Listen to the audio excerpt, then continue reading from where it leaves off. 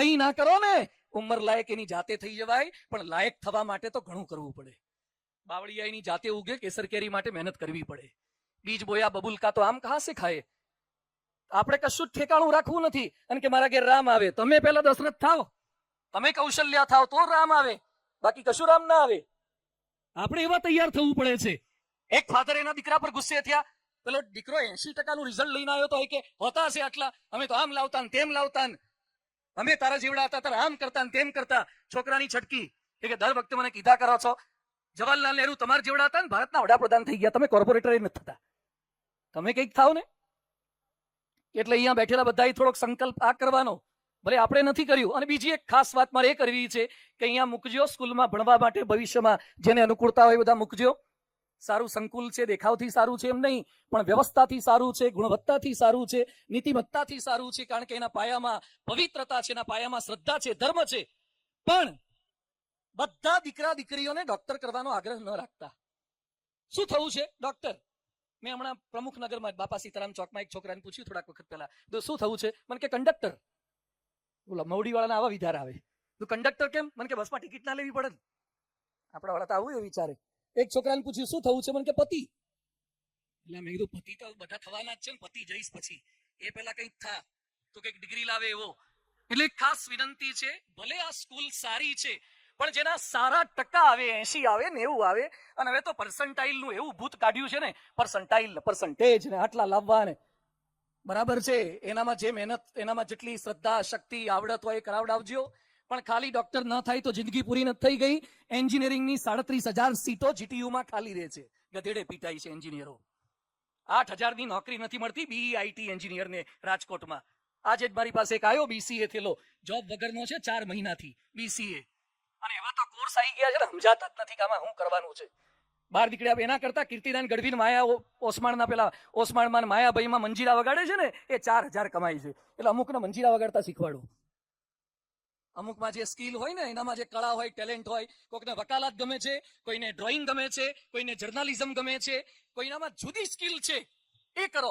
અને બીજા વિદ્યાર્થી સાથે કમ્પેરિઝન ન કરો. બધાની આપણી ટેવ છે, કોકનો મોબાઈલ જોવે એટલે એના મોબાઈલ સામે જોવે, જે પાછળ બેઠા હોય આગળ વાળાના સોફા સામે જોવે, જમવા જશે એટલે બીજાની ડીશ સામે જોવે, કોકની ગાડી સામે જોવે, કોકના ઘર સામે જોવે, ઘરવાળા સામે જોવે, કોકનું જ જોજો કરે. Others man grass is always green. બીજાનું જ સારું લાગે છે આપણને. કે આને છોકરાને કેટલા ટકા આવે છે? એક વાલીએ કીધું એના દીકરાને કે બેટા ઓછા ટકા લાવ્યો એટલે આ બાજુવાળાની છોકરી સામે તો જો કેટલા ટકા લાવે છે, અને તારે આના 60% નથી આવતા એ છોકરી સામે જો. કે છોકરો કે પપ્પા એની સામે જોવા ગયો એમાં ટકા નથી આયા. ત્યાં જોવા ગયો એટલે જોવાનું બંધ કરી દો છોકરા છોકરી કોઈને, તો ટકા આવશે. ફોકસ આના પર કરવાનું છે, પોતાના પર. તમારા ત્યાં દીકરો જન્મ્યો એ ડોક્ટર નહીં, એને આદર્શ બનાવો, એને આદર્શ નાગરિક બનાવો, આદર્શ પુત્ર બનાવો, આદર્શ રાષ્ટ્રભક્ત બનાવો. લક્ષ્મીબાઈ જેવો તૈયાર કરો, એ દીકરીને તૈયાર કરો. વીર સાવરકર ને તાત્યા ટોપે ને આ બધા લાલપાલ બાલ, અને 23 વર્ષે ખુદીરામ બોઝ ને આ બધા આઝાદ થઈ ગયા રાષ્ટ્ર માટે, જે શુરવીરતા વાળા. આજે તો હોર્લિક્સ પીવડાવો, બૂસ્ટ પીવડાવો, રેડબુલ પાવ, રેડબુલ, તાકાત આવે મારા દીકરાને. આ ઘણા આપણે બધા જે જન્મી ગયા ને, એક પણ હોસ્પિટલમાં ગયા વગર જન્મી ગયા, હોસ્પિટલમાં ગયા વગર જન્મી ગયા. હવે તો હોસ્પિટલમાં ગયા વગર જન્મ નથી થતા, આઈવીએફ થી નથી થતા. દશા થઈ છે. હવે તો લગ્ન નથી થતા. આવનારા સમયમાં પૂછશું ને દરેક છોકરાને કે મોસાળ કયું? ગોધરા. હા, 3-4 ગોધરાના મળી ગયા. હવે મને યુપી ના મળે છે. બધું તારું મોસાળ ક્યાં? બિહાર. બિહાર હવે ગુજરાતમાં મળતું નથી, એટલે તકલીફ આ થઈ છે. બિહાર ને ગોધરાથી ખેંચી લાવે છે. બરાબર છે, કર્યું છે. પણ બધા દીકરા દીકરી ડોક્ટર એન્જિનિયર ના થાય. એટલે આજે ગમે તેવી સ્કૂલ હશે, કદાચ તમે અમદાવાદ મૂકી દો, પૂના મૂકી દો, એનએમમાં બોમ્બે મૂકી દો, હાર્વર્ડમાં ઓક્સફર્ડમાં મૂકી દો, પણ તમારા દીકરા દીકરીમાં જે કૌવત હશે, દૈવત હશે, એ થોડું રેસ થશે. એટલે તમારા ત્યાં દ્રાક્ષ હોય ને, તો દ્રાક્ષે મીઠી દ્રાક્ષ થવાય. દ્રાક્ષ ગમે તેટલો પ્રયત્ન કરે, ફૂલી ફૂલીને કેરી ના થાય. કેરી ગમે તેટલો પ્રયત્ન કરે, તળબૂચ ના થાય. દ્રાક્ષે મીઠી દ્રાક્ષ રહેવાય, કેરી એ મીઠી કેરી રહેવાય, તળબૂચે તળબૂચ રહેવાય. એમ કોકના ઘેર દ્રાક્ષ આવી હશે, કોકના ઘેર કેરી આવી હશે, કોકના ઘેર તળબૂચ આવ્યું હશે. જે આવ્યું એને મીઠું બનાવો, સારું બનાવો, એને શ્રેષ્ઠ બનાવો. નપાસ થયેલા એડિસન ને, ન્યૂટન ને અને આ બધાને સ્કૂલમાંથી કાઢી મૂકેલા હતા, એ 3 ઇડિયટ તો શ્રેષ્ઠ સાયન્ટિસ્ટ થયા. કેવા થયા? સરદાર વલ્લભભાઈ પટેલની વાત કરી તો પહેલો મુદ્દો છે શિક્ષણ, અને લાસ્ટ સંસ્કાર. હવે બહુ ઓછી ચિંતા છે ને સંસ્કાર માટે કરે છે. શિક્ષણ સારું આપો. બધાને એટલું ફોકસ થઈ ગયું છે ને. અહીંયા કેટલાક શિક્ષણવિદો બેઠા છે. હું તો સારી પેઠે રાજકોટના તમામ સ્કૂલોના માલિકોને ઓળખું છું, આચાર્યોને ઓળખું છું, સ્કૂલોની સ્ટ્રેન્થ જાણું છું, કઈ કઈ સ્કૂલમાં દારૂ ઘૂસ્યો છે ને કઈ કઈ સ્કૂલમાં ડ્રગ્સ ઘૂસ્યા છે એ પણ જાણું છું. કેટલાક પ્રસંગો તો હું જાહેરમાં નહીં કહી શકું એટલા પ્રસંગો જાણું છું. એક બે પ્રસંગ ખાલી કહીશ. રાજકોટની એક સેલ્ફ ફાઇનાન્સ સ્કૂલ જેની લાખો રૂપિયા ફીસ છે, એ છોકરાએ ધમાલ કરતા કરતા ખુરશી તોડી નાખી અને ક્લાસ ટીચરે કીધું, ખુરશી કેમ તોડી નાખી? Why broke the chair? Sir, it was from plastic. Plastic ની હતી એટલે તૂટે ને. લાકડાની કે લોઢાની હોત તો ન તૂટત. સર કે it's not proper answer, you have to pay 300 rupees. ખુરશી તોડી નાખ્યા એના. છોકરાએ વોલેટ કાઢ્યું, વોલેટમાંથી પૈસા બહાર કાઢ્યા અને 600 રૂપિયા આપ્યા. એટલે સર કે 300 નું કીધું તું 600 કેમ આપ્યા? એ કે બીજી તૂટશે એના એડવાન્સમાં લઈ રાખો. He was studying in A 6th standard. રાજકોટની એક સ્કૂલમાં 6થા ધોરણમાં ભણે છે છોકરો. સ્કૂલનું નામ બોલી નથી શકતો. બીજી રાજકોટ કોર્પોરેશનની સ્કૂલમાં એક છોકરી 3 દિવસ ન ગઈ. એની શિક્ષિકા બહેને કીધું કે બેટા 3 દિવસ કેમ નહોતી આવી? કામ હતું.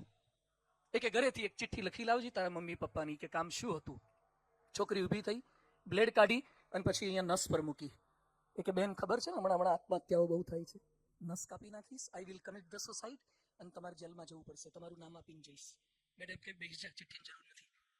આ પ્રાથમિક શાળા રાજકોટની કોર્પોરેશનની સ્કૂલમાં સેલ્ફ ફાઇનાન્સ સ્કૂલ લાવો કે ગવર્મેન્ટ સ્કૂલ લાવો, જ્યાં સુધી સ્કૂલના સંચાલકો, સ્કૂલના શિક્ષકો સંસ્કાર ઓરિએન્ટેડ નહીં થાય, IITians are committing suicide. IIM વાળા આત્મહત્યા કરે છે.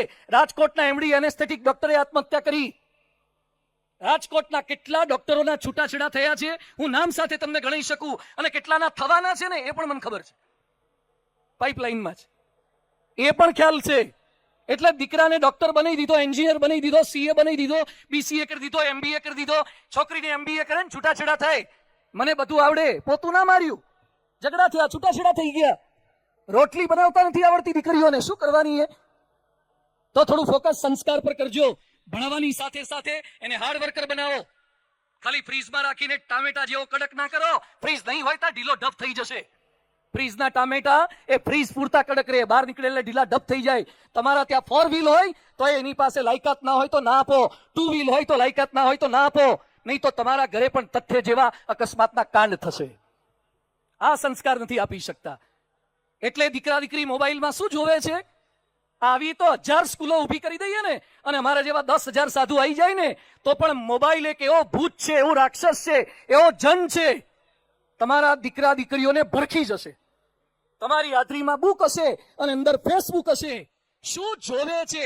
લગ્ન પછી જે ખબર નહોતી પડતી એ પ્રાથમિક શાળાના બાળકોને ખબર પડવા માંડી છે. રાજકોટના કેટલાક પ્રસંગો તો છાપામાં રોજ આવે છે અને કેટલાક તમે તમારી સોસાયટીઓમાં જોવો છો. ભાગી જવાના કિસ્સા, આત્મહત્યાના કિસ્સા. રાજકોટમાં રોજના એવરેજ 3 થી 4 મર્ડર, હત્યા અથવા આત્મહત્યા થાય છે રાજકોટમાં. હું રાજકોટની જેલમાં ગયો, મેં કીધું કેટલા કેદી છે? 700. મને કે ના હવે સેન્ટ્રલ જેલ થઈ ગઈ, 2200 કેદી છે. રાજકોટનો વિકાસ થયો, 2200 કેદી થઈ ગયા, 2500 કેદી થઈ ગયા. મને કે આ નાની પડે છે. 200 એકર જમીન માગી છે એમ્સની બાજુમાં અને 5000 કેદીની જેલ બનાવવાની છે. વાહ, વિકાસ થયો રાજકોટનો. જેલ મોટી થાય વિકાસ છે, મેન્ટલ હોસ્પિટલ મોટી થાય વિકાસ છે, મસાજ પાર્લરો થાય વિકાસ છે, હોકાબાર થાય વિકાસ છે. વિકાસ એ નથી, નેક્સસ જેવી સ્કૂલો થાય ને એ વિકાસ છે. મંદિરોમાં લોકો જતા થાય એ વિકાસ છે.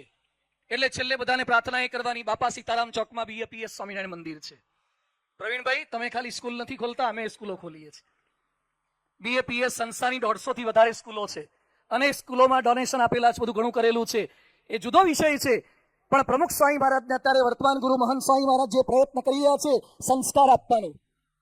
રાજકોટના હજારો લોકો દર રવિવારે કાલાવાડ રોડના મંદિરે 7000 લોકો દર રવિવારે આવે છે.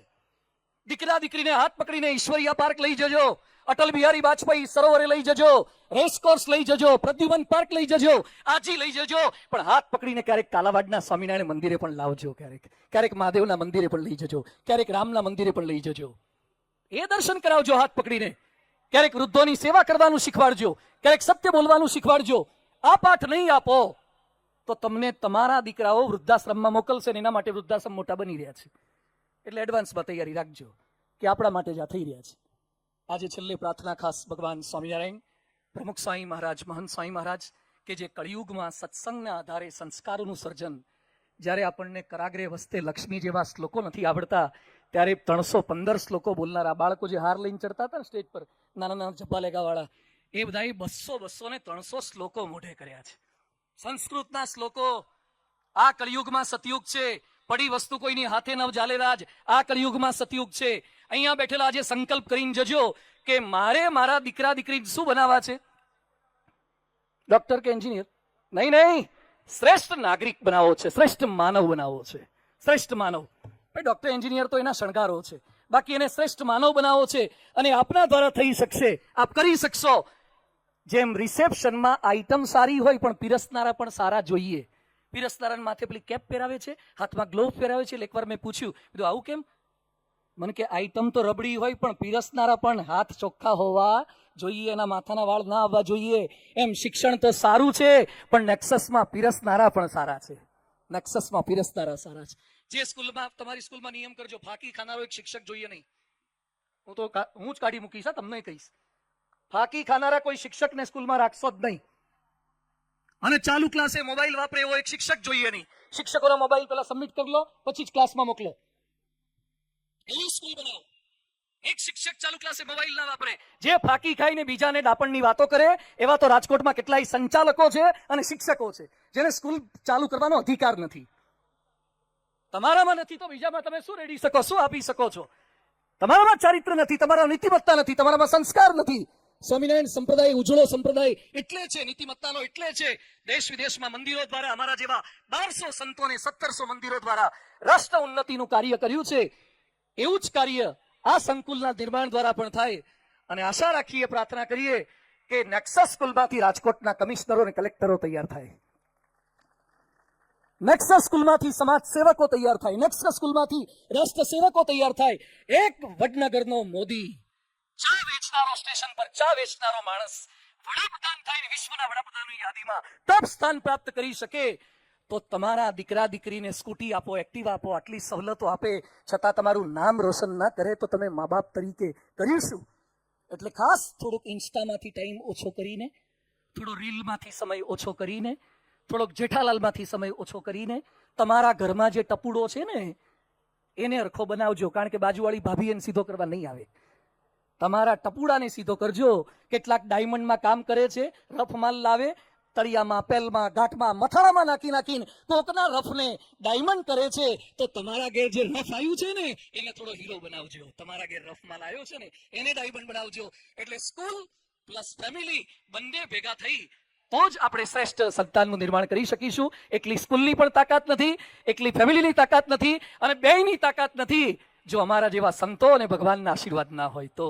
એટલે ગંગા, યમુના, સરસ્વતી ત્રણના કુંભમાં સ્નાન કરવાનું. ત્રણનો કુંભ કયો?